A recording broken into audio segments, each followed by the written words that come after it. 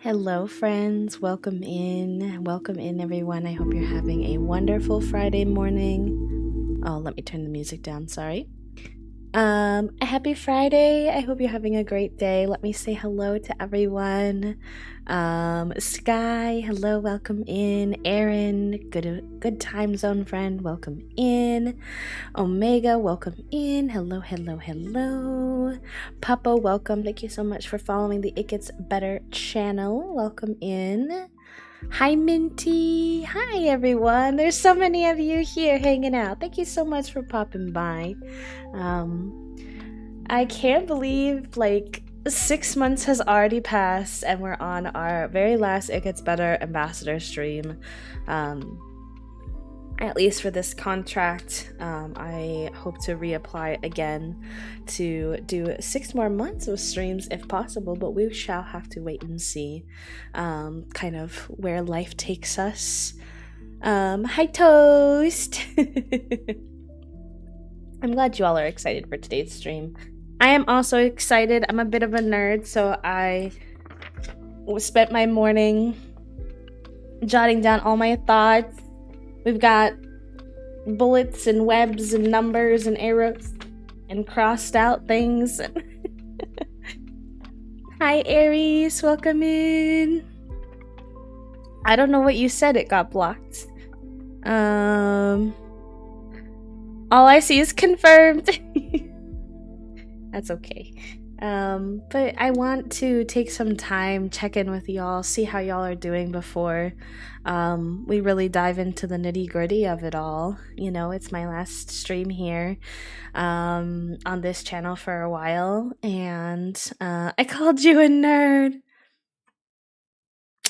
I'll take the nerd label proudly. The moderation settings here are pretty strict because this is a PG-13 space, so that might be why. let me see what folks had said. Doing all right, hanging in there. How are you? Not doing great. I'm doing great mentally, but not physically. That's so hard. I relate to that. Not in this exact moment. I'm doing okay, but I get what you mean. I should be writing my essay, but I'm crocheting my data scarf because priorities. Cute. Hello, Libby. Welcome in. Hello. I have my speakers on today instead of the headsets, and Finn interrupted his mid-afternoon nap to say hello. Hello, Finn. A little nose boop, a little scritch for you. Thank you for posting the tiki-taki toast. Thank you so much. I guess since we're over here on this channel, and we may as well, I typically like to start a lot of my streams on my own channel with a check-in question. If your day was a color, what color would your day be and why? Very ex-teacher of me. Gives off icebreaker energy, and for that, I was gonna say I apologize, but I don't. It's just who I am. It's just who I am as a person. That's part of my nerdiness as well, I suppose. I've arrived, just finished some cooking and some gardening, and now I dyed my hair and slit the eyebrows. Let's go. I'm excited to see, Aries, when you finish everything. Also, like, dang, you're on it. It's only 11 a.m., obviously different time zones, but I don't think you're too far of a time zone from me, and you've already done gardening, cooking. Now we're doing the hair dyeing. That's a lot of tasks to do before it's even the afternoon.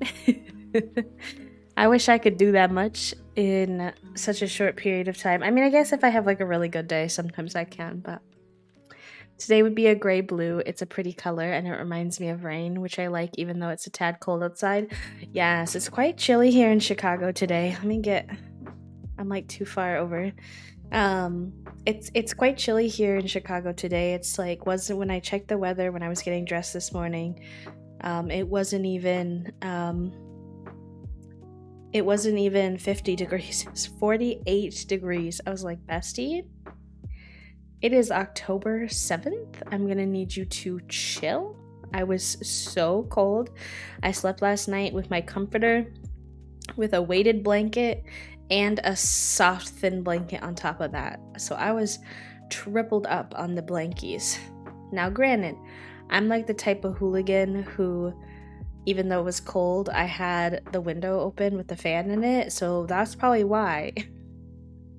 These are probably the consequences of my own actions. But that's fine. It's fine. We're not going to talk about it. We're not going to think about it. It's a good day because I slept. I actually slept decent-ish as well. Not enough hours because I was up streaming until like midnight, and then Toast and I chatted for a little while and watched another episode of our docu-series we've been watching called On Point, which is about the School of American Ballet. It's a couple years old, but I watched it before and I liked it, and Toast really likes documentaries, and so I thought I would share it with them. And they also used to be a dancer, so we both really enjoy things about like gymnastics and dance and stuff. So random interests that we share. So we've been watching that. Today is a nice turquoise blue. Finished all of my work.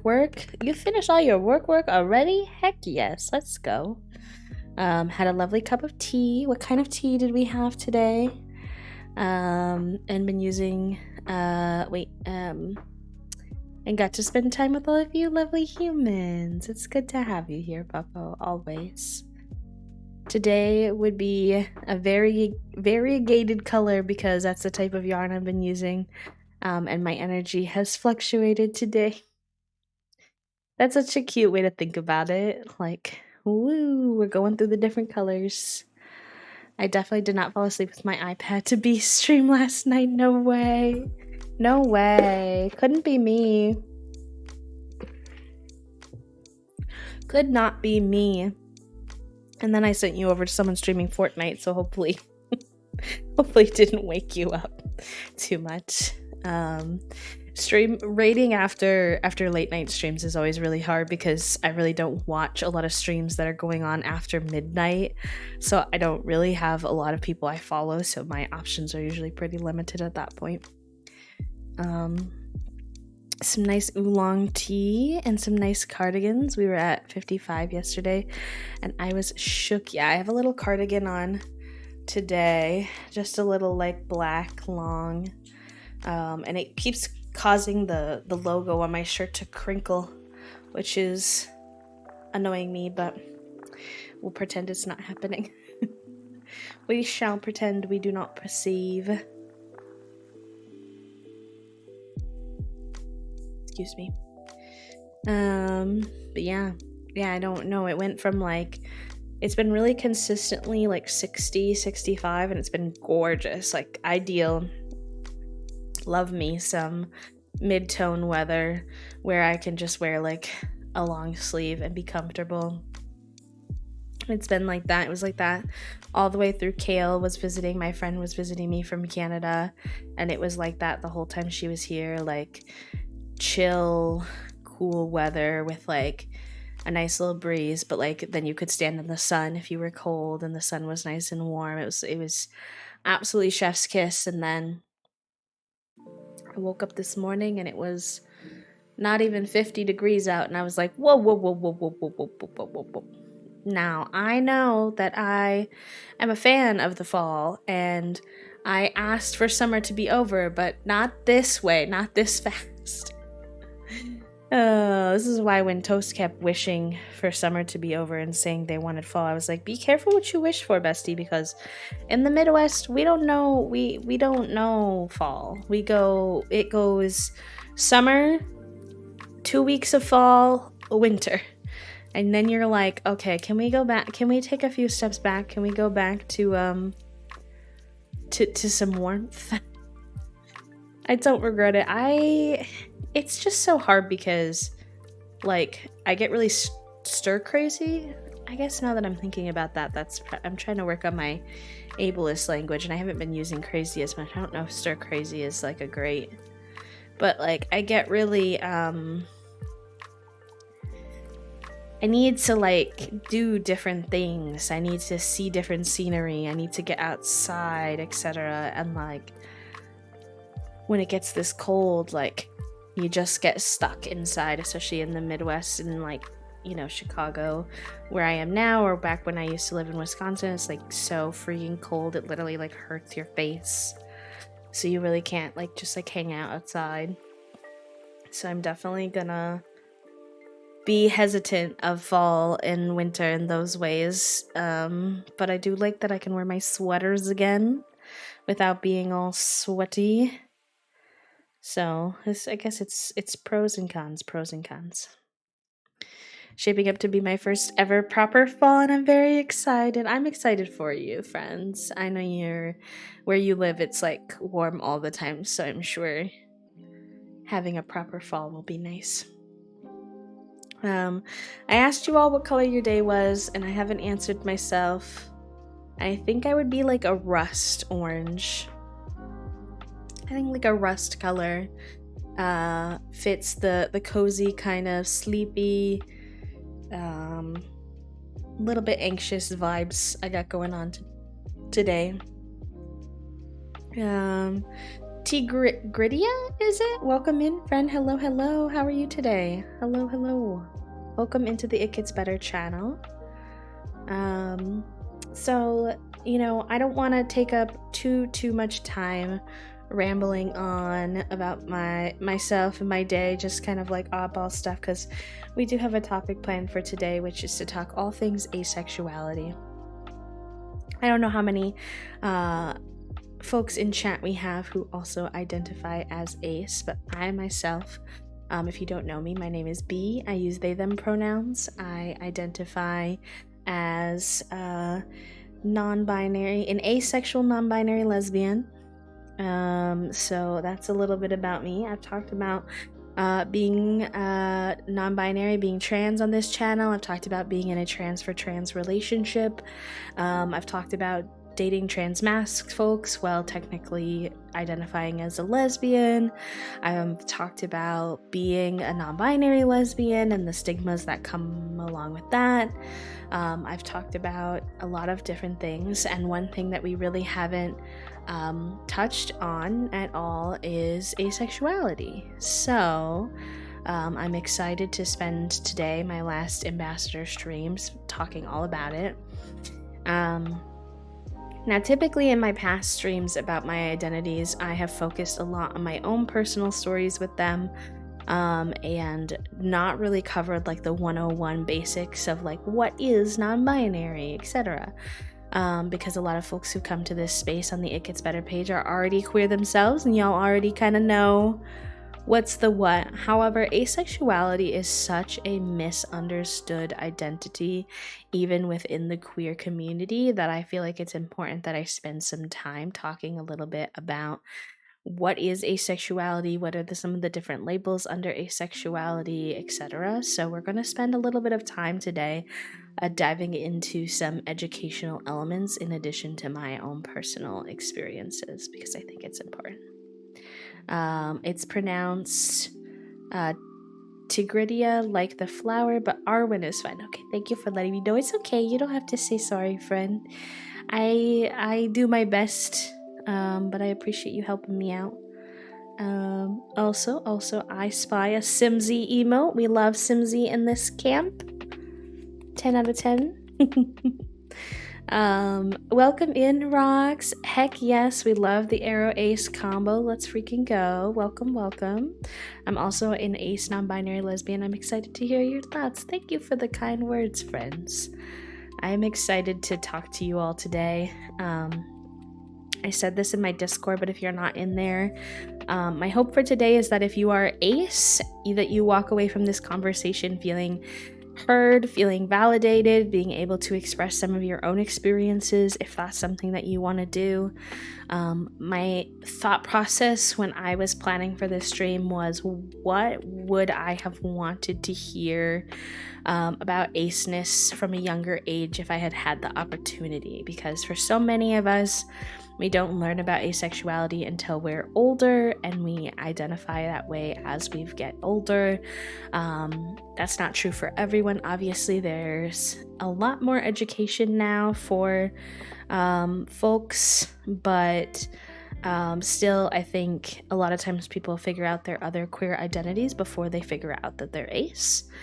And so I feel like there's not a lot of education. There's not a lot of good sexual education in general in the US, but there's really not any asexual education when these conversations come up in a school setting, a setting with parents, etc. So I really thought to myself, and I asked some folks on my Twitter to give me feedback on what were things that like little ace you could have used an adult to say in your life. So we're going to be talking a little bit about all of those things today. So I want to start with the very, very, very basics. What is asexuality? It is a sexual orientation of a person who has little or no sexual attraction. And it is the opposite, or a phrase used for the folks who are not asexual is allosexual. So if I use that phrase today, I feel like less people know what allosexual means. So allosexual is someone who does experience sexual attraction. So I will use those as I'm discussing moving forward. I also want to take a little time to acknowledge and spend some time talking a bit about the fact that the asexual label is a umbrella label. So what does that mean? Asexual is a big label for a big group of people who identify as having little or no sexual attraction, and within that group there are smaller labels that people use, or I guess not smaller isn't really maybe the word I want to use, but like not as well known, I guess, labels that are more specific to each person's lived experiences within asexuality. So there are numerous amounts of sub-labels, micro-labels. I don't know, sometimes people take those things to mean that they're not as important or valuable, but micro-labels, if they make you comfortable, if those more niche labels are what makes you feel affirmed, that is totally fine. And if you prefer to just go by asexual, easy peasy, lemon squeezy, that's also fine, whatever works for you. There are numerous types of asexuality within the umbrella, and I'm gonna talk about a few of them. If you yourself identify as one of the smaller labels within asexuality, feel free to express your own experiences. No pressure, of course, ever, anytime to share, but just letting you know. So I'm gonna describe two that are quite common, I would say. So one is demisexual, which is a identity underneath the asexual spectrum. I personally identify with this label, although more commonly you'll just hear me say asexual, and then if someone wants to know more about me, they ask questions, then maybe I'll explain a little bit further. But demisexual is a person who only has sexual attraction occur for them when they have a deep emotional attachment to someone. A deep emotional connection has to come first, and then the sexual attraction will come later. And sometimes, I know myself, I had a negative experience where I tried to explain this to my dad, and he said, "Isn't that just everybody?" Except it's not. Because there's a lot of times growing up where people would find someone like sexy, or they would want to go on like a hookup with someone, and there was no like emotional attachment, right? They don't know that person very well, but they have this sexual attraction to engage with that person in a sexual way. And so that is not true. That's kind of a stereotype, I guess, that some people have, that like, don't we all have emotional attraction, like a connection with the people who we want to have a sexual relationship with? No, a lot of times in society that is not always the case. And if you relate with the term, you might just be them yourself. And that might be where the confusion lies. I was like, you want a what to that person? Yeah, I would have loved to know about romantic asexual. Yes, we're going to talk all about the different types of attraction in just a minute, because that's super important and relevant to this conversation as well. So that's demisexual. If you have any questions about the asexual definition, the demisexual definition, feel free to ask. If you identify within those and you have things you want to add, feel free. Another one that is quite common is gray asexual. Sometimes people just say gray ace to shorten it. And this is a person who, so like asexuality is having no sexual attraction, right? Typically is what I think the more accurate definition is like little to no sexual attraction. So the little is the little part of that definition is the gray people, is the gray ace people, in which they have a little bit of sexual attraction sometimes, but it's very rare and it can be very fleeting, and so they still align themselves more on the spectrum of aceness versus ace versus aloe. So that is kind of an understanding of two micro labels underneath the asexual umbrella. There are more than just those two. I just only have 2 hours with you all today, and I don't want to get caught up in only definitions because there's a lot more to talk about. I make jokes about thirsting for fictional characters. Yes, growing up I used to have like cutouts of people from magazines and stuff, trying to fit in, I guess, with like other teenagers. And what I like realized later was that like anything within that was like aesthetic attraction, not sexual attraction that other people had.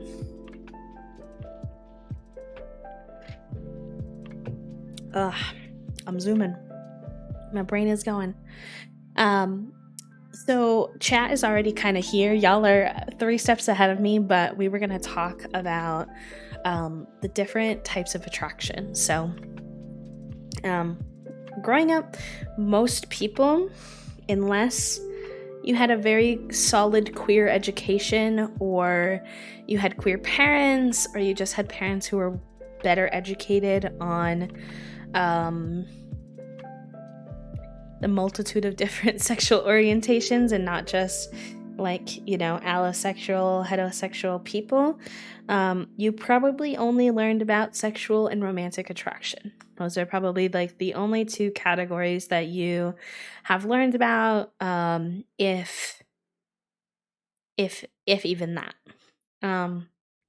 In our society, especially in America, the emphasis on sexual attraction is really strong and romantic attraction is really strong, so we don't really talk a lot about the other forms of attraction.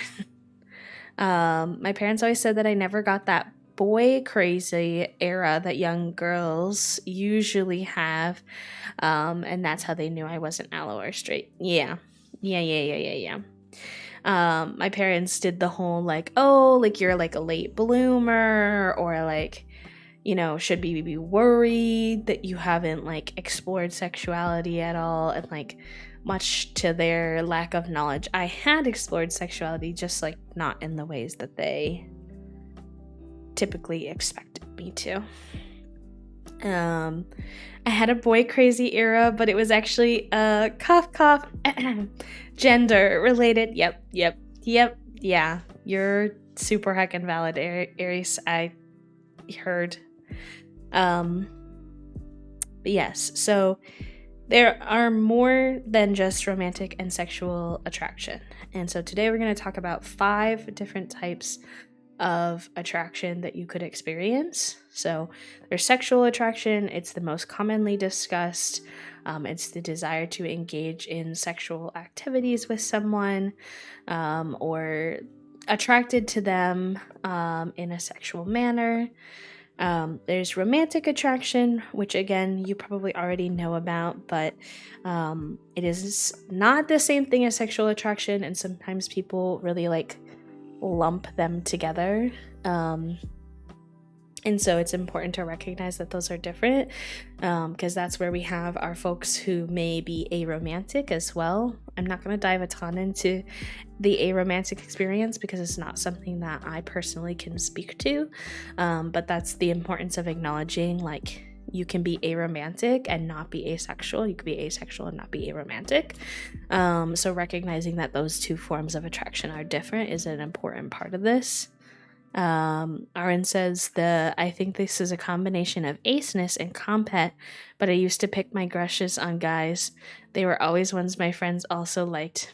Yeah. Yep.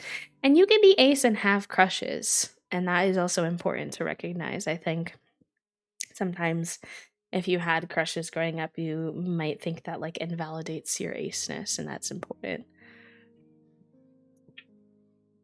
Let me have some water. My acid reflux is being spicy today.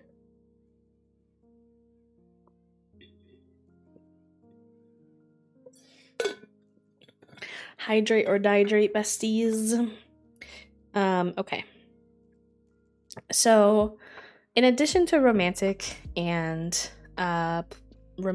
sexual attraction, another one you may have heard of, it's a little bit more common than some of the others, is platonic attraction, right? So platonic attraction is the desire to have a close relationship with someone. You want to connect with them, you want to spend time with them, but it is not necessarily romantic or sexual in nature. It could be, but we're talking specifically about the platonic elements. So this may be the desire you have to become better friends with someone and connect with them more, but it wouldn't be romantic or sexual in nature at all. Heck yes. Not wanting it was me wanting a connection, not necessarily romantic, but I was like, okay, I guess I'll date you. Literally like all 9 of my relationships, yes, always have crushes on my friends so much all the time. It's confusing. I relate to that. As a demi person, one thing that I found really difficult, and we can talk a little bit more about this later if you remind me, is the challenge of do I act upon the potential sexual attraction or romantic attraction that I have that has developed after I've developed a deep emotional platonic relationship with someone? Because sometimes it's just a crush. Sometimes I don't want to act on it, and sometimes I do, and it can be really intimidating because we live in a society where sometimes if you tell someone that you have I think there's a lot of assumptions people make when you express to them you're simply like expressing I would be interested in exploring a relationship beyond what we currently have. So if you have a platonic friendship with someone and you develop a crush on them and you have maybe a romantic or a sexual attraction towards them, that you'd like to explore, I think people assume that they mean that you like want to have sex with them, or that you see them differently. And for me, all I'm expressing is that like that door could be opened for us if we want to, and if you don't want to, that's totally fine. We can continue on the path that we're on and we can leave that door shut. But I just want you to know that the door is not locked, right? Like it is not something that I'm not open to. But unfortunately, some folks have a lot of emotional immaturity and they don't understand. They don't really understand that that's not what you mean. So I get how you mean when you say it's like scary. Being ace and pan romantic also gets very confusing sometimes because I get strong romantic attraction but no sexual attraction because those two are combined so often it's hard to know the difference. And I'm going through all these different types of attractions, but even to this day for myself, it can be really hard to identify the difference between them. And that comes easier or harder for different people. And if it's something that comes difficultly for you, if you have a hard time differentiating between the different types of attraction, that is okay.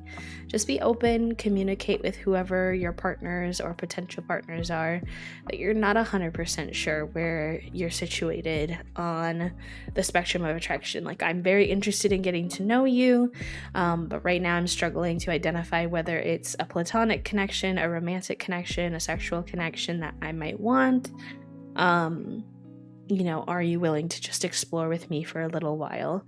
And if they say yes, then just focus on what actions you and that person are comfortable with without necessarily trying to like label it, right? So like you don't necessarily have to label it and say, I have a romantic attraction towards this person, to be able to have a conversation with someone and be like, am I comfortable? Are we comfortable with kisses? Are we doing that? And just because you kiss someone doesn't mean that you necessarily have more than a platonic relationship, right? So these types of what's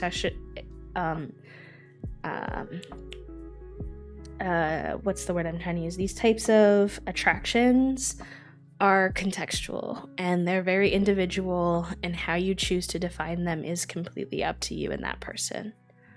And that's okay.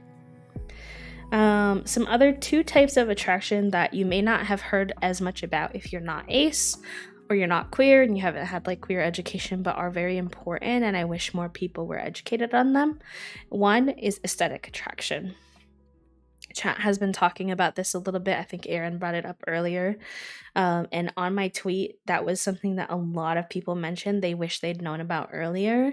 So aesthetic attraction is you enjoy looking at someone, you find them beautiful, you find them handsome, dapper, whatever word you want to use, whatever word they're comfortable with, but you find them visually appealing.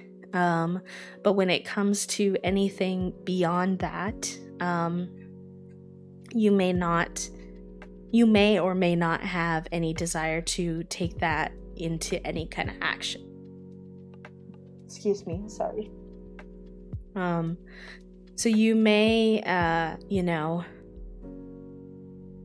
you may find them beautiful, but that doesn't mean that you want to necessarily do anything about that. It's just they're visually appealing to look at. I wanted to say that on your tweet, every ace person has a different level of what they are comfortable with doing, and it's important to establish those boundaries in your relationships. Exactly. I never had a crush growing up and eventually realized I was demi, but then when I tried to open up to my mom about it, she immediately dismissed demi as being valid, and 10 years later, I still struggle to claim the label for myself. I'm sorry that happened to you, Minty. I totally understand when you go to someone with something vulnerable, someone who's supposed to be there for you, like a parent, and they say something very dismissive, or when they're dismissive in nature, how that can affect you for a really long time. I hope you know somewhere deep down that, you know, your aceness and your identity as a demisexual person isn't defined by someone else's interpretation of it, but it might take time for your brain to cope with that situation that happened to you. I only recently discovered I was and came out as ace, and it's a big struggle, but I'm learning to be proud of being ace. My mom wasn't really understanding of my identities either. Sending love. Like I said in the beginning of our chat too, like aceness is one of the most misunderstood LGBTQIA plus identities. Like, I find that there are a lot of people even within the queer community who have strong misconceptions of what aceness actually is. And we'll talk a little bit more about this too, because we're going to talk about the difference between sexual acts and sexual attraction. Because like that's one thing that even a lot of queer folks get mixed up, and so it can be hard to come out as ace in a society that emphasizes sexuality so much.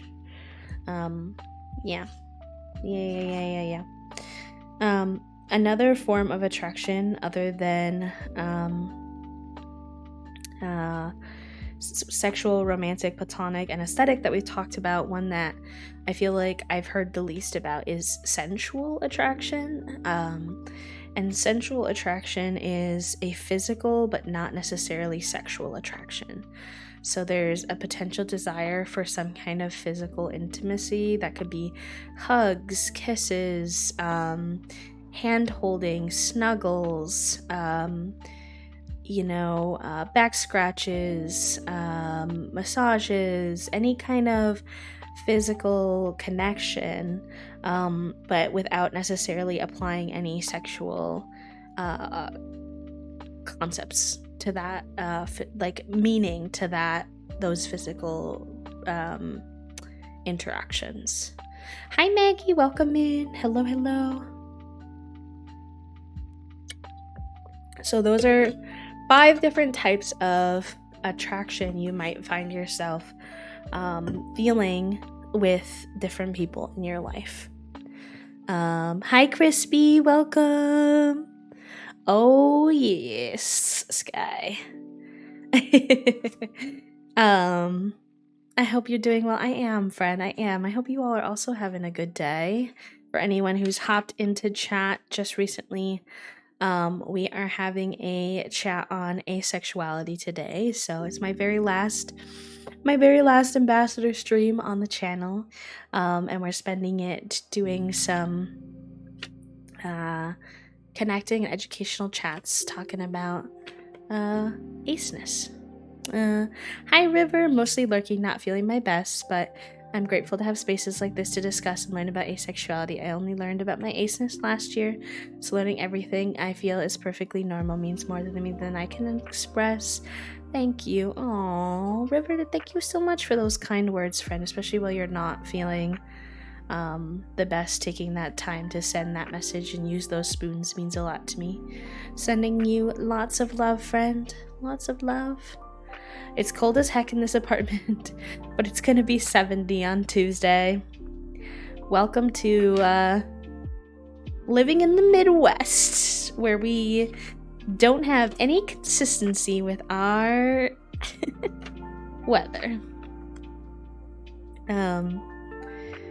Yeah.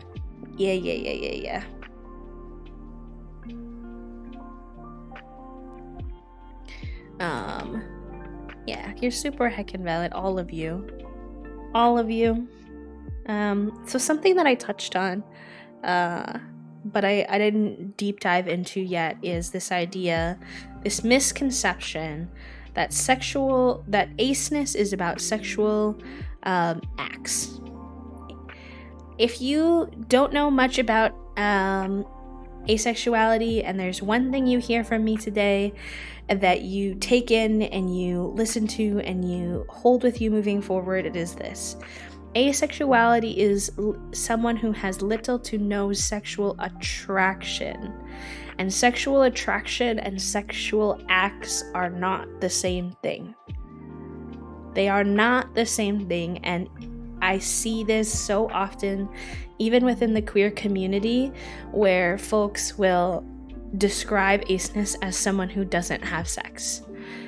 That is not true. It is a huge stereotype that people have, and it keeps them from ever exploring relationships with ace people because they think that ace people don't ever engage in any sexual activities. Now, if you are an ace person who does not engage in any sexual activities, and that is a boundary you have, you are still super valid.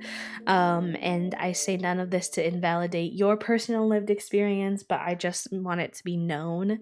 I wish more people knew that not just because I have asexual in my bio doesn't mean that I don't ever engage in any sexual activities with people.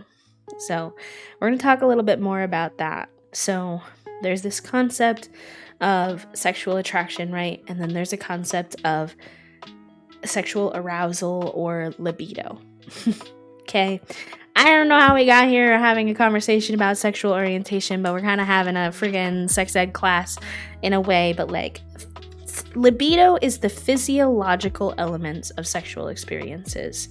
And that can exist completely outside of, without any sexual attraction. So somebody's body might respond in a certain way, and that is not necessarily an indication that they have sexual attraction towards that person.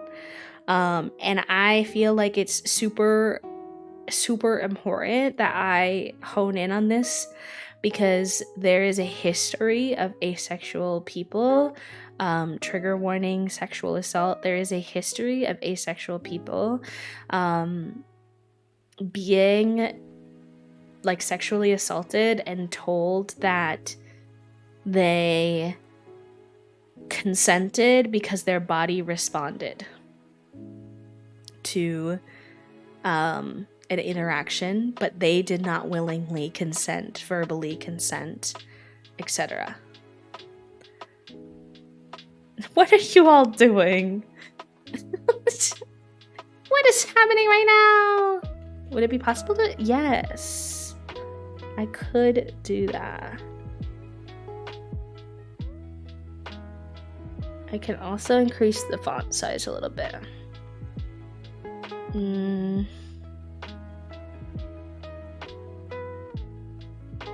Let me know if that's good.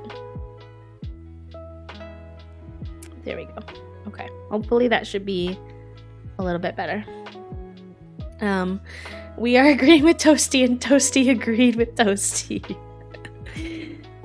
Yeah, that sounds about right. Also, hi, Bug. Welcome in. How are you? Funny story. I told the doctor there was no chance I was pregnant because I'm a virgin, and he was like, she was like, waiting until marriage is the best decision you won't regret it. And in my mind, I'm like, ma'am, I'm ace, and I just haven't found a partner I'd feel comfortable having sexual activities with. Yeah, many assumptions being made there, unfortunately. You're fine, Toast. You and your hooliganry makes me smile, and it makes chat smile, so. I'm late to the party, but I also agree with Toasty. Y'all are so freaking cute. Heckin' cuties. But yeah, so I wanted to take a minute to nail that point down, make sure that was super clear. that sexual acts and sexual attraction are not the same thing, and just because someone's body responds to something does not at all mean that they've necessarily consented to sexual activities. You need to ask people. You need that willing or enthusiastic consent from folks.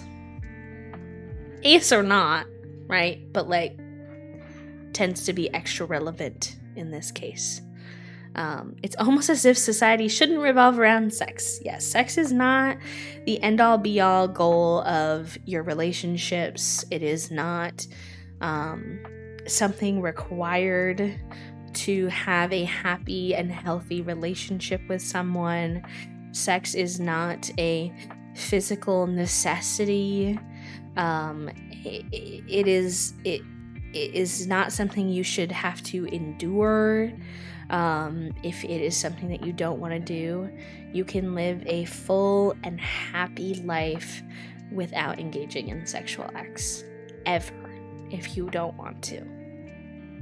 And I hope that people hear that and they feel like less broken. There's a lot of feelings of brokenness or not operating correctly in the ace community, and I've felt it myself of like, why do I not work correctly, I guess.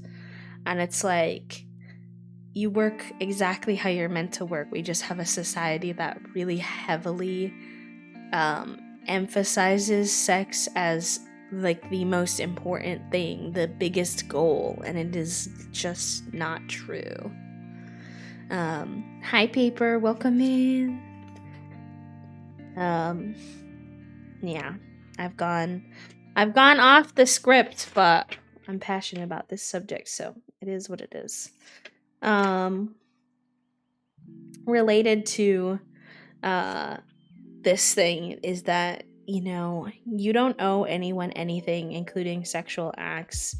And it doesn't matter if it's your long-term partner. It doesn't matter if you're married. It doesn't matter.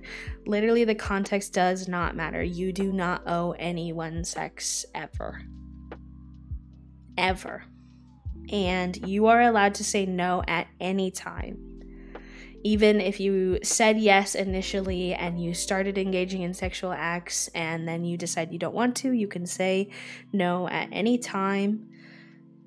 And asexuality or choosing not to engage in sexual acts does not mean that you're doomed to a life of being alone. You can be in a committed, loving partnership with folks that you have other forms of attraction to, whether that's platonic, romantic, aesthetic, sensual, etc. It's not a requirement for a happy relationship. I mean, my partner is freaking right out there, Toasty in chat. You don't know, that's literally my partner, and I am asexual and they are allosexual, and we are fine. Like it you know. And if you have any questions about managing a allosexual asexual relationship, I'm sure that we could touch on that too. If that's something that folks are interested in. But yes, ebug, that is such a common struggle. So ebug said, I think I'm afraid that by telling someone I don't want to have sex with them, they'll think I don't love them. And you know, may have to do some education in your relationships that shouldn't really be your responsibility as an ace person, because of societal expectations and the ways in which society has taught us things that, like, sex is an indication of your love. My mom had a big problem with this, and I was never able to like navigate conversations about asexuality with her, because she very much thinks of sex as the primary way to showcase commitment and intimacy to a partner. And I was never able to really figure out how to express to her that was just that's not true for everybody. And if you have an allosexual partner and they think that way, you may have to try to help them understand that that's just not the way that you express your love, and that it has nothing to do with them specifically. It has everything to do with you and your comfortability and your attraction. And like having those conversations on a regular basis is an unfortunate necessity, I guess. But I think it's helpful too. Like, I think being in a relationship with an asexual, allosexual partnership actually helps me be more open about having conversations about what I do or do not like, what I do or do not want to do, and why, and like what value we're placing on arbitrary things that society has told us we should place value on versus what we actually value. And if it's intimacy your partner is seeking, what are other forms of intimacy that you can show that love to them, but still maintain your comfort, is an important question to ask, you know? Thankfully, I found someone like that who understands everything. And we have safe words when I say no, and it's a no. And that is the best thing ever. Yes. There are other ways to be intimate other than just sex. Absolutely. Absolutely. And intimacy and connection looks different for everybody. And so you can't assume that the things that make you feel connected or intimate with someone may not be the same things that make them feel connected. And so you need to find ways to validate your partner in whatever connection they're seeking in ways that still make you feel comfortable. And I think that's the most important thing.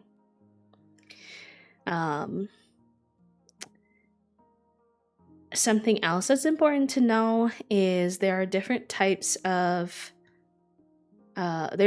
each ace person has a different relationship with sexual acts. So phrases you'll hear commonly used are sex repulsed, sex indifferent, and sex favorable aces.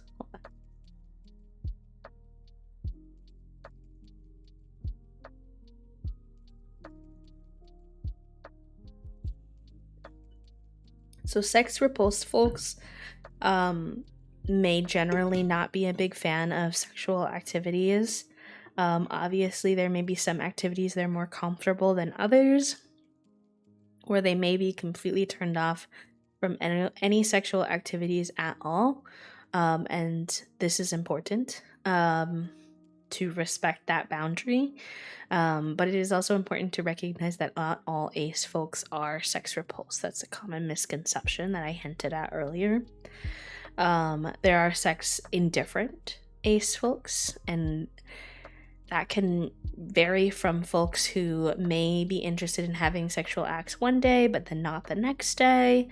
And that's personally kind of like where I land. It could be someone who may not particularly like seek out or want to have sex with someone, but if their partner wants to have those kinds of things, they don't mind.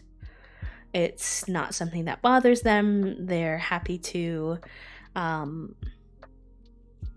bring their partner joy in that way, and they're comfortable engaging by sharing my special interests with you.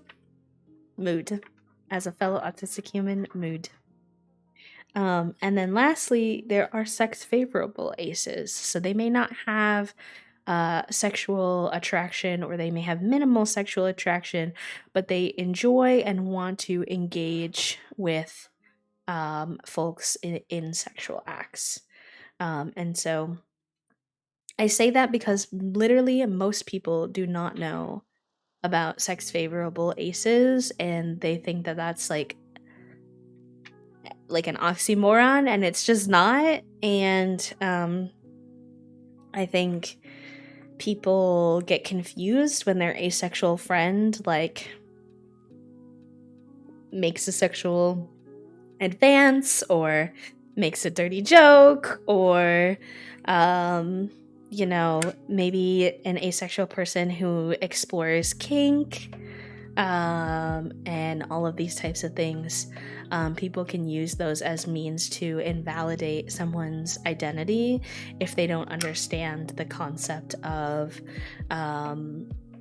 sex repulsed, sex indifferent, or sex favorable aces.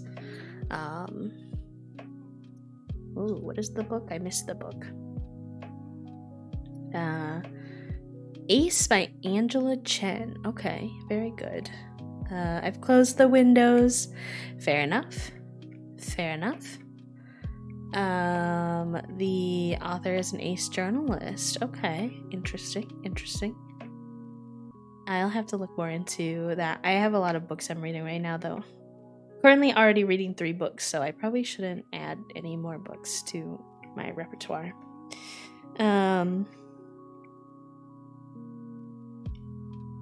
What else did I want to talk about today? I've gone so off my map that I'm like, what have I said? What have I not said? But you know what? If I repeat myself on important topics, that's fine. That's fine. I don't mind. I'll take more books. The book, they were talking about a book by an ace author. Toast. Give me all the ace. Oh, I would love more ace representation in books and media and stuff. I feel like there's so little asexual representation in books and media that feels like accurate to my actual lived experience as an ace person. It's rough out here. There is Alice Osman's Loveless and Radio Silence, which both feature ace main characters, who is also ace. Let's go. All the ace book recommendations in the chat. Love to friggin' see it. I do. I guess just from like a personal perspective, I wanted to touch on, I guess, like the way that society really emphasizes sex as such an important component of life, and how sexual orientation is really assumed. Like this concept of like a split attraction model, and understanding that someone could be, for example, in my case, you could be like asexual and be a lesbian, or be like asexual, biromantic, asexual, panromantic, etc. It is not super well known, and I grew up with a lot of like, I guess, feeling very out of place in conversations. As a teen especially, I felt very, I wasn't flirting, I wasn't hooking up with people, I wasn't really even dating people, because I didn't really have that attraction. I personally lived in a lot of survival mode as a kid due to other circumstances. So the idea of like really dating people was out of reach. I didn't know that I was queer, so the few people that I did date were all men, and all wound up being gay or bi later on in life, which I think is funny. The kind of birds of a feather flock together without even knowing. Hi Ash. I mostly lurk, but I just wanted to share that it really helps me to have the words put to my feeling. I'm a demi person, but I just learned that, I did this. I think the settings are on really high for moderation, so it like starred out whatever you said after. I just learned that blank is a term and that it describes me. So I'm not sure what you said, but I'm sorry, friend. You're telling me there's people who weren't reading / playing video games all the time like me? No, like, I think one of the funniest pieces of imagery I can give you of me being I see SMEX favorable. Yes. Thank you. Also, Toast, you repeating it exactly the same just made it star again. Oh, you tried to put like a number. It still didn't work. But thankfully, the SMEX favorable did work. I was able to like click on yours and get it to show, so I see what you tried to do, but the AI is very smart. But yeah, I think I, from a personal perspective, just wanted to touch on this feeling of feeling very out of place, for not quote unquote liking anyone in high school, and like a weird pressure. Like, I don't know if this happened to anyone else, but I was like, remember, I was actually, I think in my first year of college, maybe at this point, and I remember we were like driving to uni, and my parents freaking like roped me into this weird conversation about sex, and they were like, we feel like we failed you, like maybe we didn't have like enough conversations with you about sex so that you feel like comfortable, like you're about to go to college and you haven't like explored sexuality at all, and then like tried to give me like a sex talk when I was like already like an adult, and I was like, I have already like explored sexuality, just not in the ways that you expect me to. You know, I'm not like this teenager who's out like hooking up or like, you know, dating a bunch of people, sneaking out, whatever. But it's not like I'm not self-reflecting. It's not like I'm not internally exploring. You know, I've talked a little bit about this on my channel, but like I found you know, a lot of the answers about my queerness on like queer YouTube circa, I don't know, 20 oh my gosh, that cough came out of nowhere, sorry, circa like 2015. I don't remember exactly the years, but like early queer YouTube. And I remember watching Ash Hardell was one of the, thank you, Toast. Ash Hardell was one of the first people that I watched, one of the people I watched most avidly.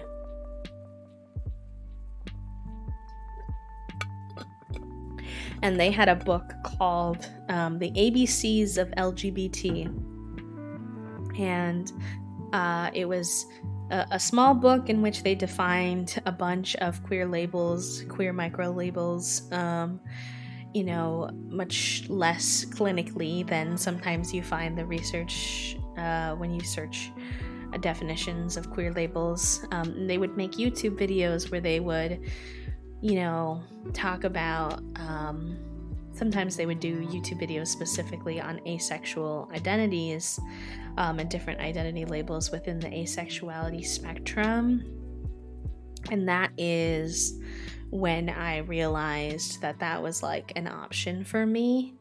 And I started to identify on the asexuality spectrum, and it was a very hindsight is 2020.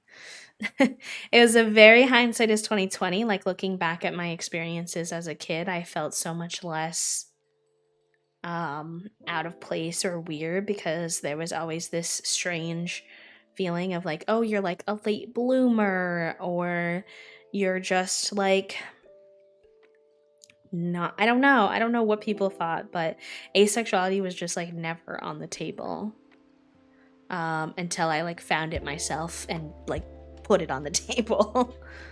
If you're biromantic sex favorable for a certain type of people, how do you determine if your non-sexual relationship is enough? Well, you have the knowledge that you do like sex, just not with the person that you're in. Wait, let me make sure I'm reading that correctly, because it's also starting your message. Yeah, okay. Let me read it one more time. If you're bi-romantic, sex favorable for certain types of people, how do you determine if your non-sexual relationship is enough for you while you have the knowledge that you do like sex, just not with the person you're with?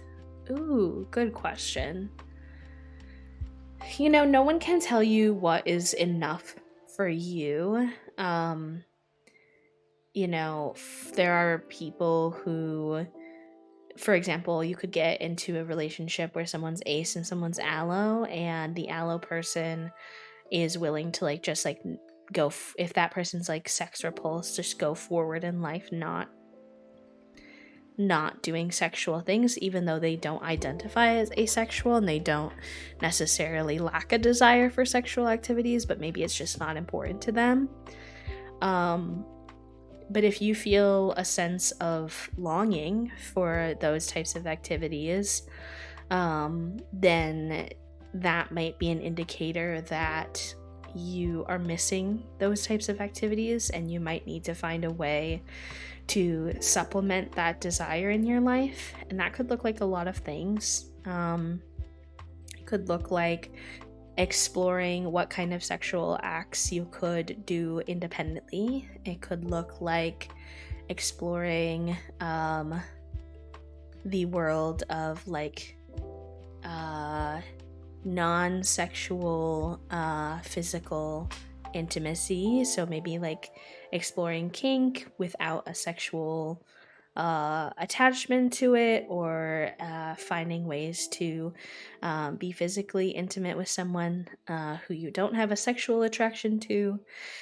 It could look like exploring polyamory if your relationship needs to be opened up to holding more than just that one relationship in which sexual attraction is not there for that person. The hard part you're going to find with this is some people will take that very personally, and while they shouldn't, it doesn't stop it from being a challenge that you might face, in the fact that it's not as easy or simple to explain as it is to be I just don't experience sexual attraction to anyone. Explaining that you don't have sexual attraction to that particular individual, and that doesn't mean that you don't love them. It doesn't mean that you aren't really happy with your current platonic or romantic or whatever relationship you currently have with them, but that you're seeking some other kind of relationship in addition to that. It can be challenging for you to explain that to someone and not have them take it really personally. But all you can do on your end is explain yourself, explain your experience the best that you can, and how they interpret that is kind of outside of your control, right? As hard as that might be. I hope that helps. Slowly coming to the realization that I'm most likely on the arrow and probably a spectrum is honestly not what I was going to be doing with my afternoon, but here we go. You're valid. So sorry. So sorry, not sorry.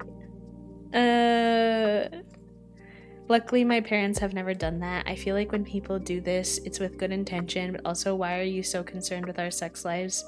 As long as we seem happy and comfortable, it should not be bothering you, if that makes sense. Yeah, I do think it was well-intentioned when my parents had this conversation with me, and they're probably right in saying that they really did not do me justice as a kid with any sexual education. And the measly sexual education I had at school was really not much either. I learned 99% of what I know about sexuality, sexual orientation, romantic orientation, all of these things from literally content creators. And that is part of what inspires me to explore content creation, because I think in queer education and young folks, in education about my disabilities, education about my neurodivergence, all of that, most of that came from content creators. And whether they're like content creators who are very actively content creators or folks that just use social media to share their own lived experiences, those have fundamentally changed how I think about myself. And so it very much inspires me to be out here on a day like today, just kind of opening up about my personal lived experiences with my identities and things in hopes that I can be that person for somebody else, that so many people were for me.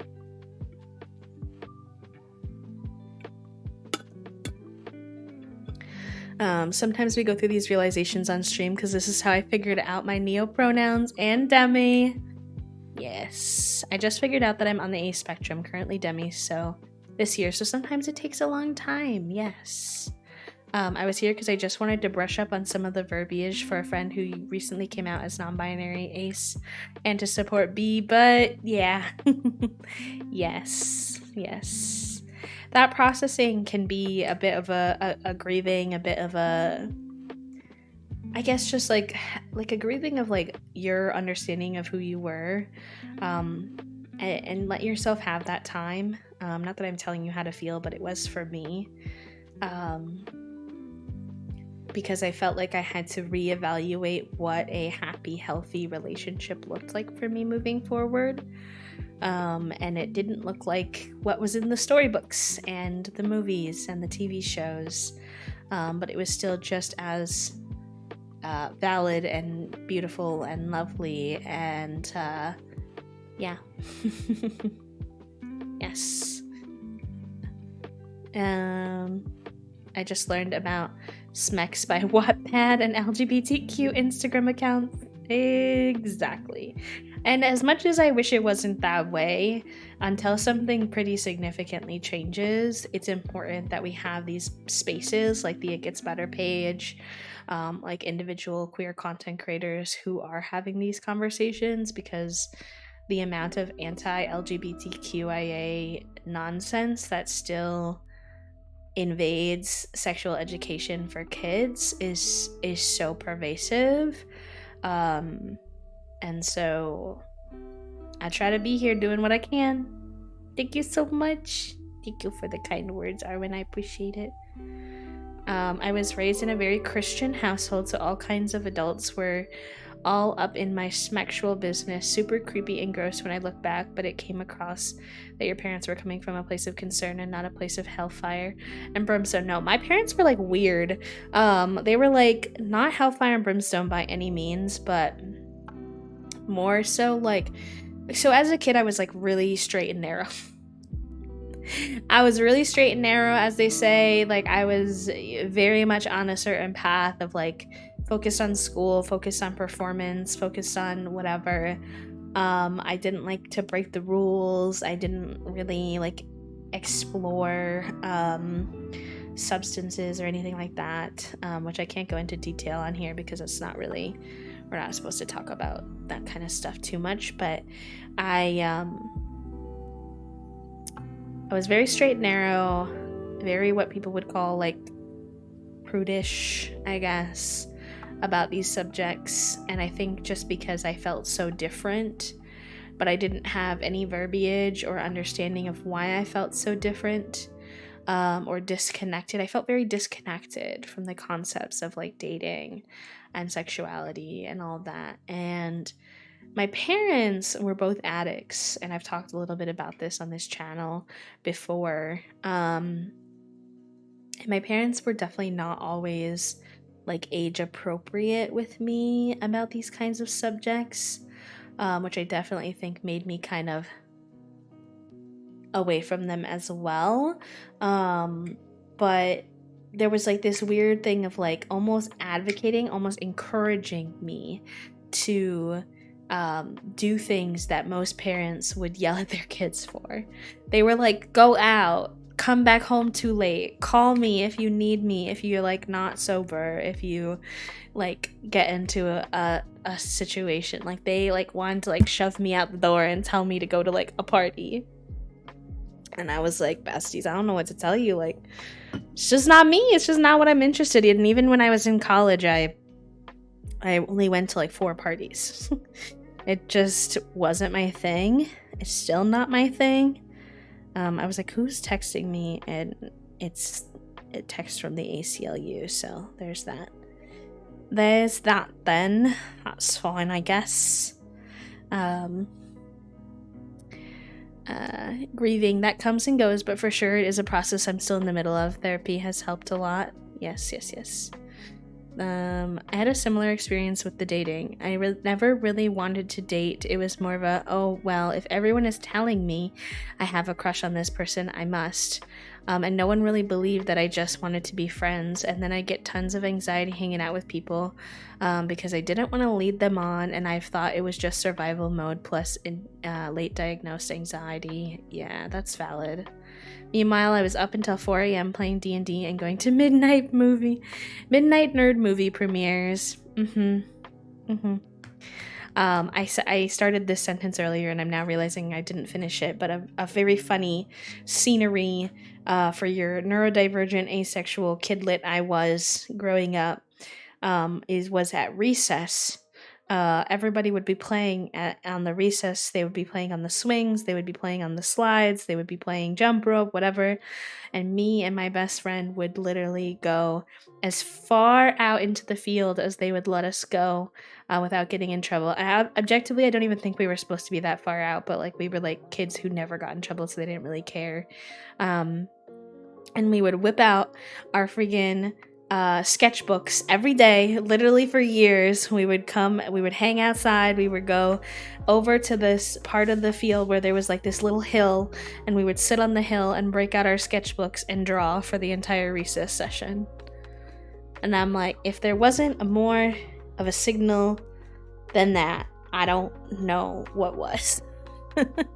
In that we were not engaging socially with kids in the way that people like expected us to engage socially with kids. Was always an interesting part of me as a kid. Oh yes, sometimes books too. Sometimes books as well. Absolutely, positively. We were just little shy, nerdy kids. And I just didn't know a lot about who I was. I speaking of survival mode, like, I think we don't talk enough about how when you're in survival mode, sometimes you just don't have the energy to explore these things. You're not given the space to explore your sexuality, to explore your gender identity, to explore any of that. It wasn't until I was in college and I had distance from the unsafe situations that I was in high school and, earlier, that I had any room to really explore. The most exploring I did when I was younger and still in my house was freaking playing gay matchmaker in The Sims.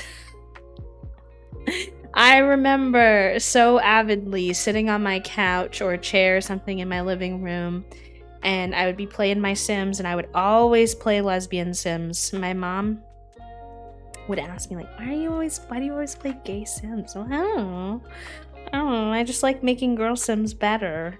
They're more fun. So then I just like make 2 girl Sims because they're funner to make, and then I make them a couple for no reason whatsoever. And so that was like basically it. And then the fact that I was like incredibly close to my best friend growing up, like as in like closer than the average friendship. Those were the only like hints and exploration of my identity that I did when I was young. Otherwise, it all really, really came to me when I was in college. No, you stop it. Let me see if do I have any? Let's see. Haha, I do. Wee woo. This is what I give to you. Is a no you. All right, cuties. I'm going to take a little break. A little stretch break, go to the bathroom really quick, refill my water. So if you also need to stretch, eat, if you're bisexual sitting, make sure you switch knees, med check, water, all the things. And I will see you all in just a couple of minutes. All right, BRB.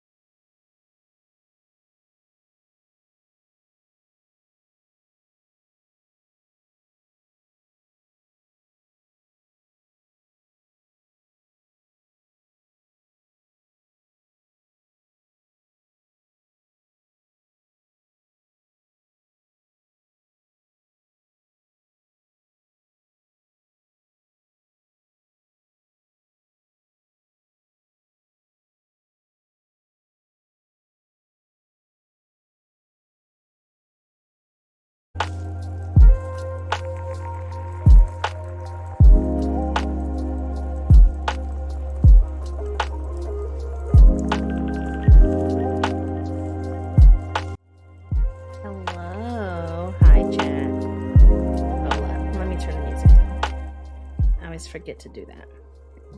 Hello, chat. Thank you for hanging out. Joke's on you. I'm crisscross applesauce. Listen, I just said if you were bisexual sitting. If you're not bisexual sitting, then it doesn't apply to you. And that's okay. That's all good. I'm a chronically ill human with bad joints, so I sit in the very standard, boring posture position that you're supposed to sit in all the time. Because I purchased an ergonomic chair that forces me into this position even when I'm grumpy about it. Because I know it's good for me. So I too am not the bisexual sitter that I am calling out, but you may be the bisexual sitter that I'm calling out. So D&D Jordan, if you're still here, thank you for following the It Gets Better channel. I think I was on my break when you hopped in, so I apologize for missing your follow, but I hope that you're having a good day, and I hope you enjoy your time here on the channel. We're getting super close to 3,000 followers on the It Gets Better channel, which is amazing. We're at 2,993, so super heckin' rad that this space has grown into this special space that it is, and that I've been able to connect with the other wonderful queer content creators on this page. If you yourself, by the way, total random side note, if you yourself are a queer content creator, and you are interested in doing ambassador streams and sharing your own story, the ambassador application is currently open. I think until, let me look at my calendar.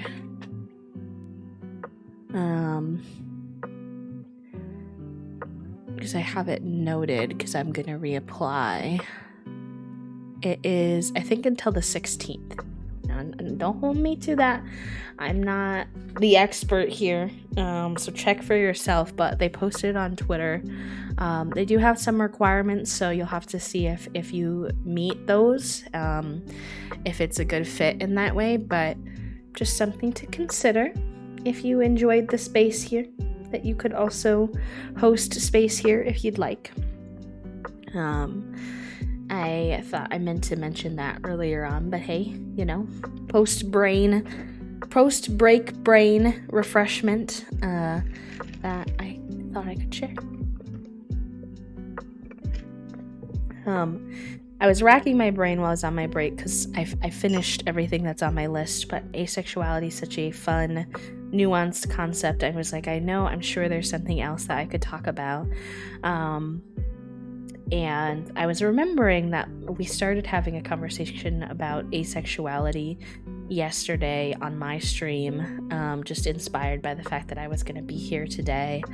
And sometimes I like to kind of, practice, I guess, talking about subjects with my community over on my page before I come over here and talk about it. And because just chatting streams are new to me. Like, I don't know if I wear it well, but I can say for sure it's intimidating to like host a conversation for 2+ hours with no game, no like, distraction to fall back on, just me, my face. So I was practicing and we were talking about stuff, and one of the things that I thought was a really, really interesting conversation that we had that I didn't write down, but I'm now thinking would be great to touch on is the concept of being neurodivergent and ace. So this is a tricky subject because I myself, I identify as autistic, and with that there's a lot of negative stereotype that all autistic people are asexual, and this stereotype is rooted in the misunderstanding of asexuality being lack of being interested in sex at all, and not necessarily having a good understanding that asexuality is a lack of sexual attraction. And there's a lot of like weird stereotypes about autistic people and disabled people, honestly, in general, not being sexual beings or beings with, sexual attraction or sexual desires. But also there's some really positive aspects of being neurodivergent and the relationship between neurodivergence and gender, neurodivergence and sexuality. There's actually like more overlap with like non-binary people and asexual people and autistic people. And we were talking about probably like why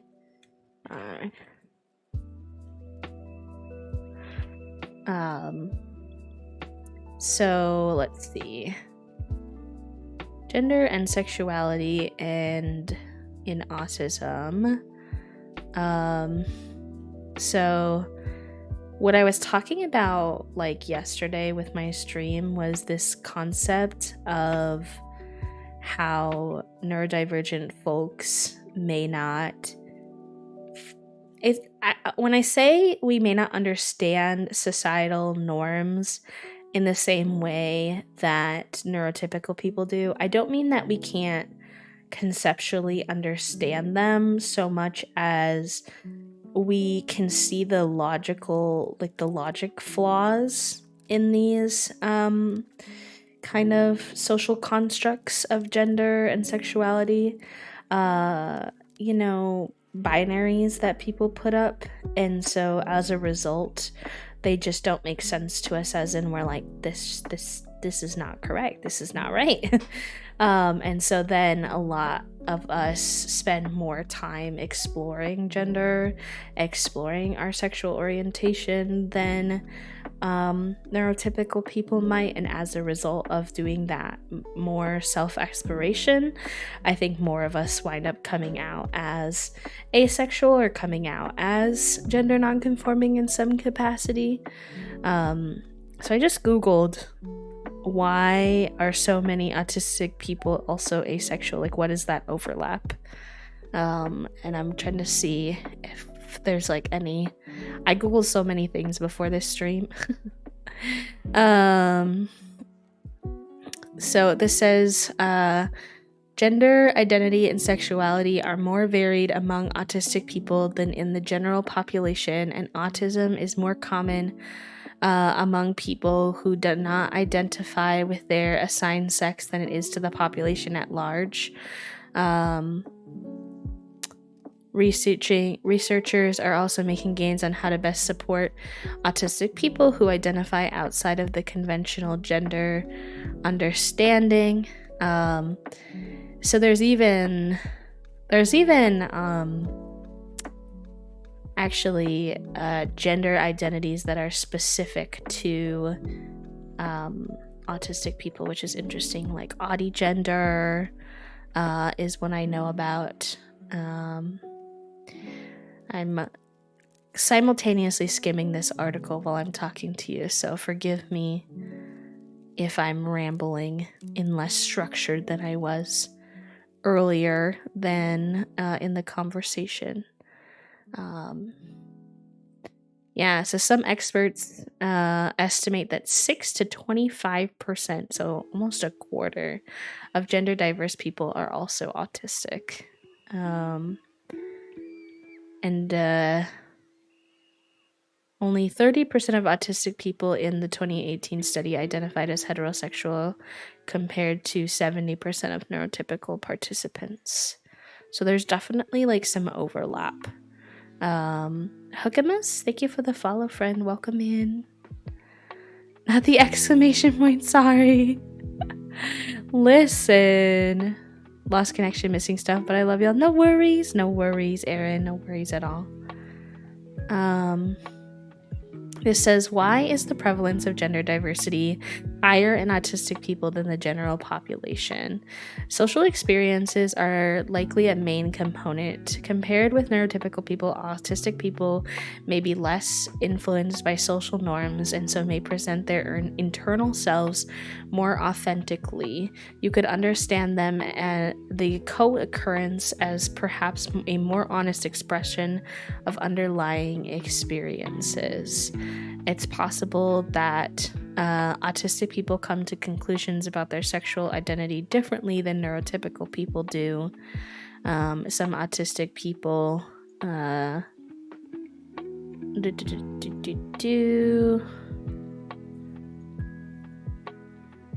that's interesting. That overlap is very interesting. This is talking a lot about specifically gender. I would love to see a little bit more about asexuality specifically, because I know that there's that same kind of overlap that there is with asexuality as there is with gender diversity. This article, gonna let me open it. Sometimes you can't open it unless you have if you're in school or whatever, or you have to buy it, which is stinky poo-poo garbage. Everyone should be able to access academic articles even if they can't purchase them, but alas. Dun, dun, dun, dun, dun.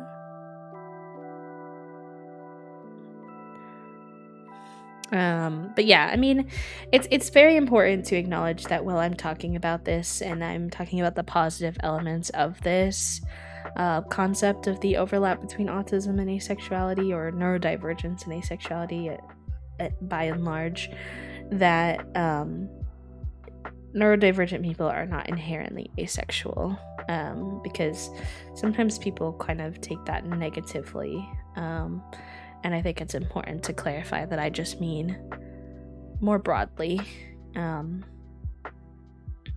When I want to read academic article and it wants you to buy it to read it, education should be made more accessible. Exactly. I don't understand why, but capitalism. It's probably capitalism again, besties.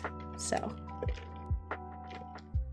the other thing I was thinking about while I was on my break, in addition to the overlap between neurodivergence and asexuality, was living in being in a long-term committed relationship with a live-in partner who is allosexual. I don't know if y'all have any questions.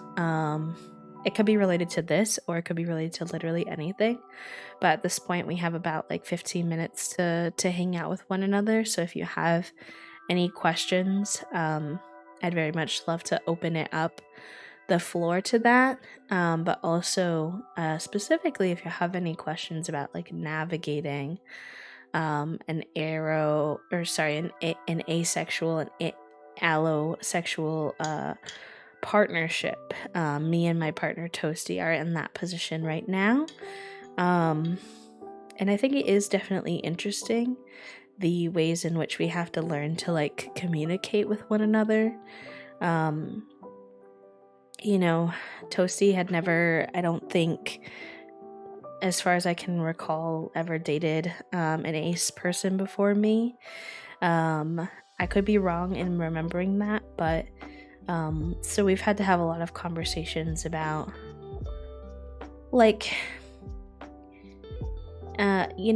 kind of what I was saying earlier to eBug, of how me not wanting to engage in certain activities and not wanting to engage in them often is not necessarily symbolic of anything to do with my happiness in our relationship or my happiness with our connection, and that my desire for those things just is quite minimal.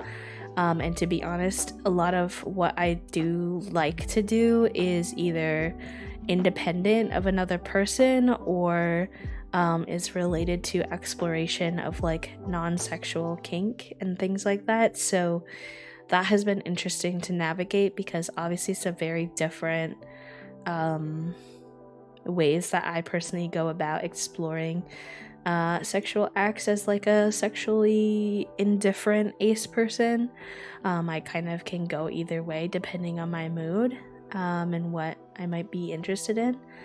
That and or I enjoy finding ways to, help my partner explore things that they're interested in exploring, is another element of it. So sometimes it's not for me, it's for them, but not in like a bad way, not in like a I feel forced to kind of way or anything like that. Just in like I don't know, you want to make your partner happy, and you want to have certain experiences with them, kind of manner. So it's definitely been different and interesting, but I've been having so far I've been pretty lucky that Toast is, while they are alloromantic, they are allosexual, they are very patient. It also helps that we are polyamorous though, so if there was ever something that they were seeking, whether that was sexual acts or something else, that they have full freedom to explore that, I think makes being the asexual person in the relationship easier, because I don't feel as much pressure to fill that role.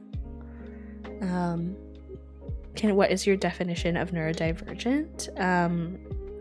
Neurodivergent, what would I say is like a definition? For me, I use it as like usually typically someone who is not neurotypical.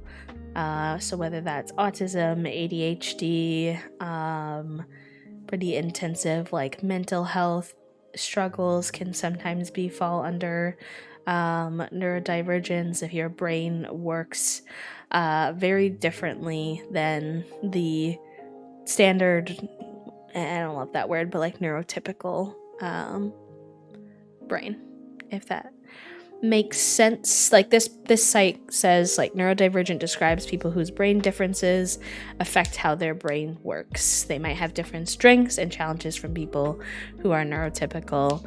It can be medical disorders, learning disabilities, and other conditions.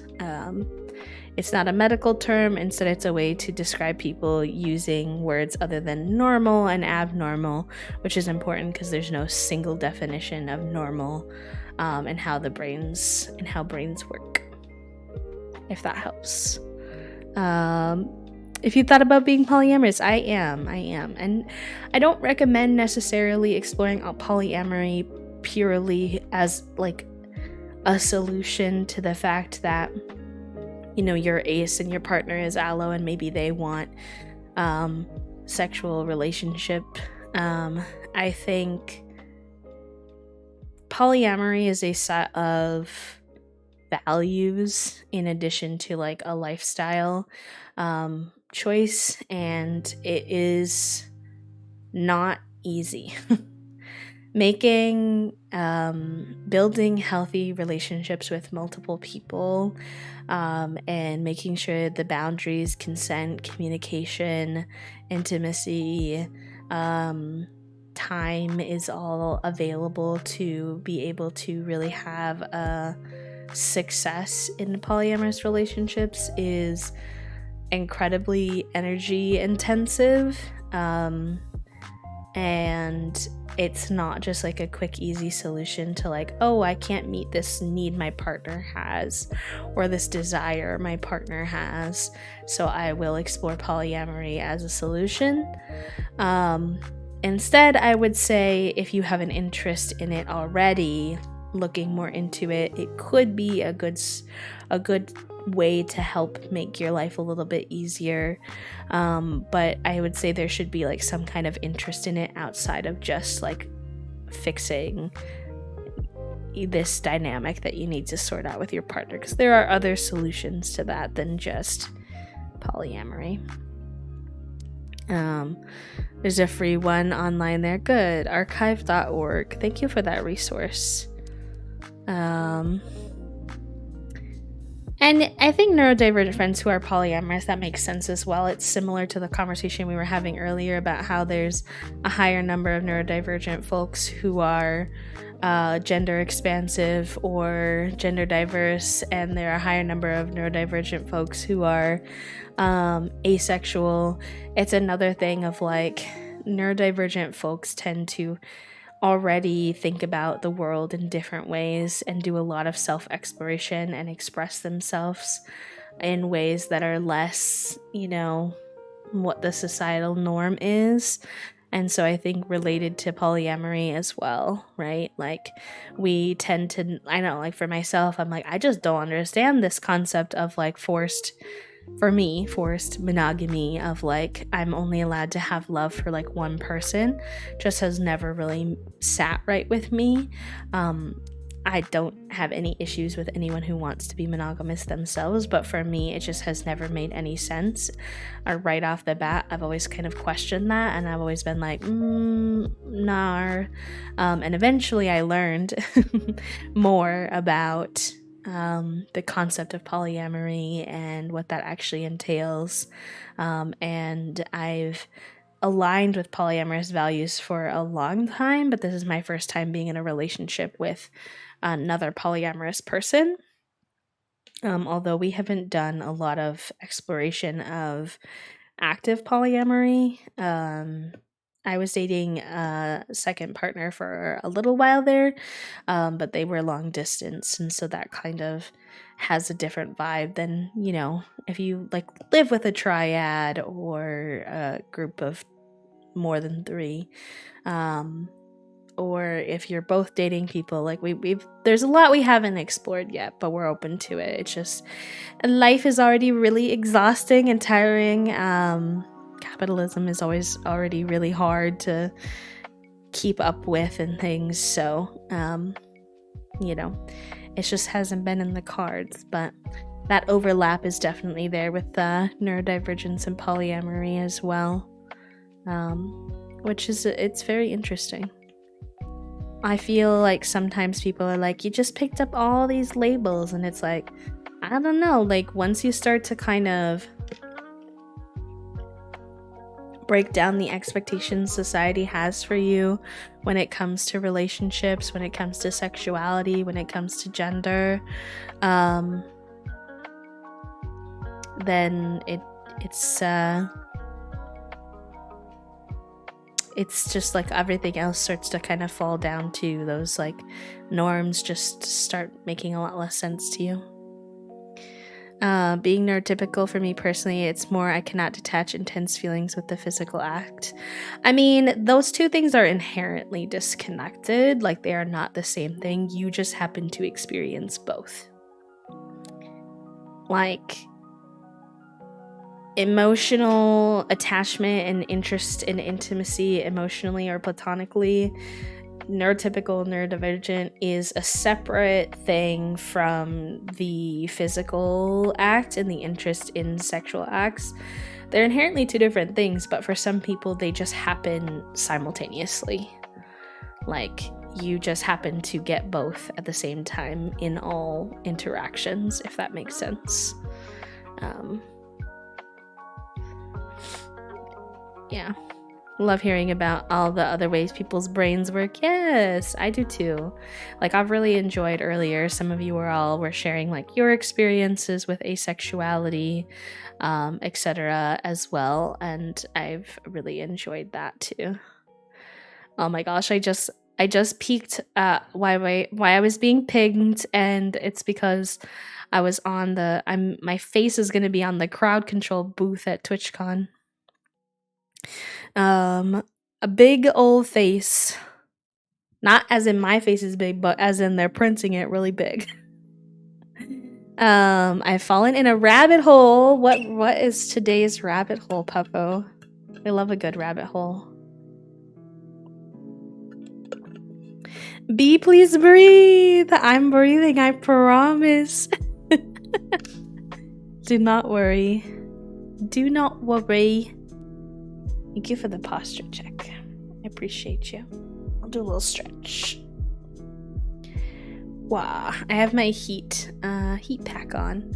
So it's very nice and relaxing, especially because it's freaking cold outside today.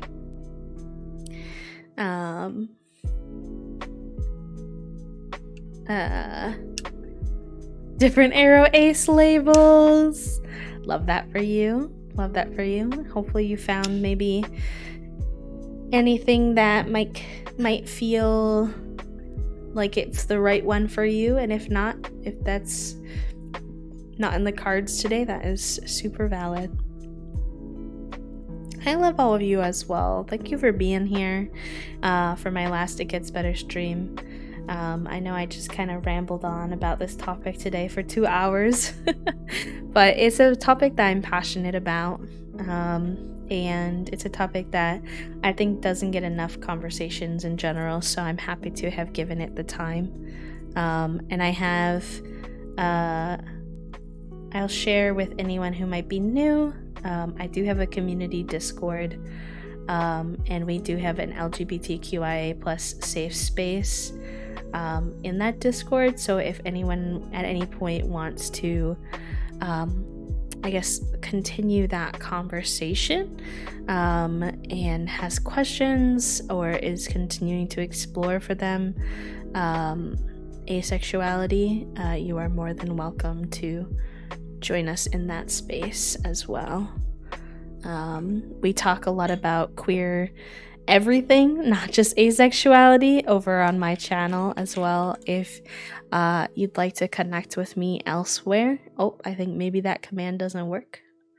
Rest in peace. Oh, nope, it's just delayed. Okay, perfect. Especially since this is my last It Gets Better stream, unless I get re-signed, then I may not be back, at least for not the next 6 months. So if you'd like to connect with me outside of this space, I will. It will have to be somewhere else until I know more about whether or not I'm able to stay in this space on this channel. So I think the shadows only work by mods, but I think I got it to work anyway, so I appreciate you, Omega, but I think we're all good in that department. Alright, besties, let's go ahead and take a peek on if there are any other It Gets Better ambassadors live that we could do a little cheeky raid into. Oh, there are a few, actually. There are a couple. Let me take a peek at what's everyone doing today. Alright, I think I know where we're gonna go. An Arrow Wiki, yes, let's go. You'll be in the silly little lad, Omega. Toast does that to me too. Toast shouts me out on my own stream, and I'm like, you're so silly. Okay. Let's get the raid going. Thank you, Lulu. I hope you had a good lurk, friend. See if that works. A moderator might have to do it. I'm not sure. No, it worked. Yay! Let's heck and go. If you want to grab this It Gets Better raid message, everyone should have access to those global emotes.